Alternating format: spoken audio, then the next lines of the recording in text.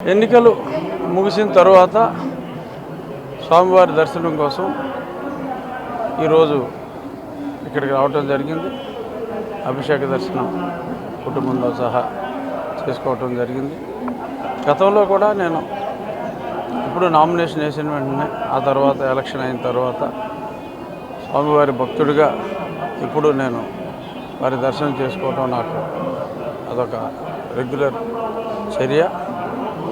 ఈ సందర్భంగా ఆంధ్రప్రదేశ్ రాష్ట్రానికి మంచి రోజులు రావాలని గౌరవనీయులు నారా చంద్రబాబు నాయుడు గారు ముఖ్యమంత్రిగా ప్రమాణ స్వీకారం చేసి ప్రజల కష్టాలన్నీ తొలగి మంచి చక్కటి వెల్ఫేర్తో పాటు అద్భుతమైన అభివృద్ధి దిశగా ఆంధ్రప్రదేశ్ పయనించాలని మనస్ఫూర్తిగా స్వామివారిని వేడుకోవటం జరిగింది. గుళ్ళో అవసరం మాకు 125 నుంచి మినిమమ్ 150 టచ్ అవ్వచ్చు.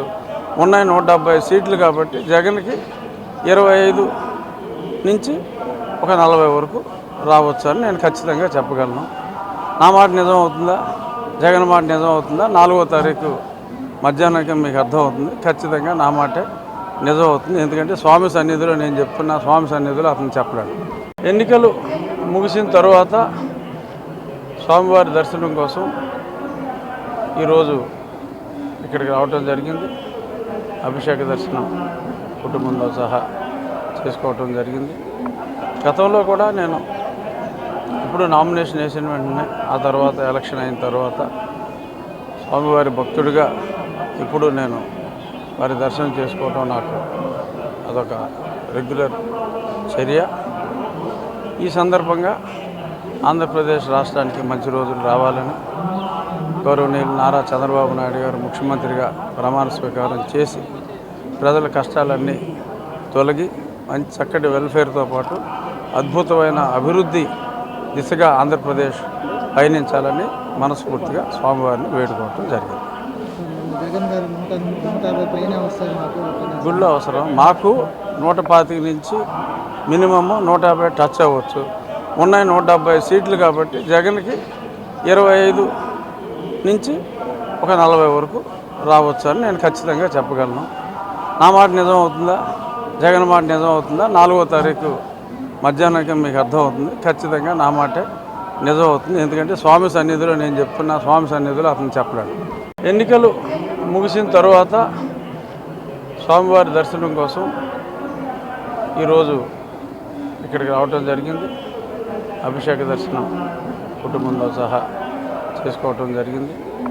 గతంలో కూడా నేను ఇప్పుడు నామినేషన్ వేసిన వెంటనే ఆ తర్వాత ఎలక్షన్ అయిన తర్వాత స్వామివారి భక్తుడిగా ఇప్పుడు నేను వారి దర్శనం చేసుకోవటం నాకు అదొక రెగ్యులర్ చర్య.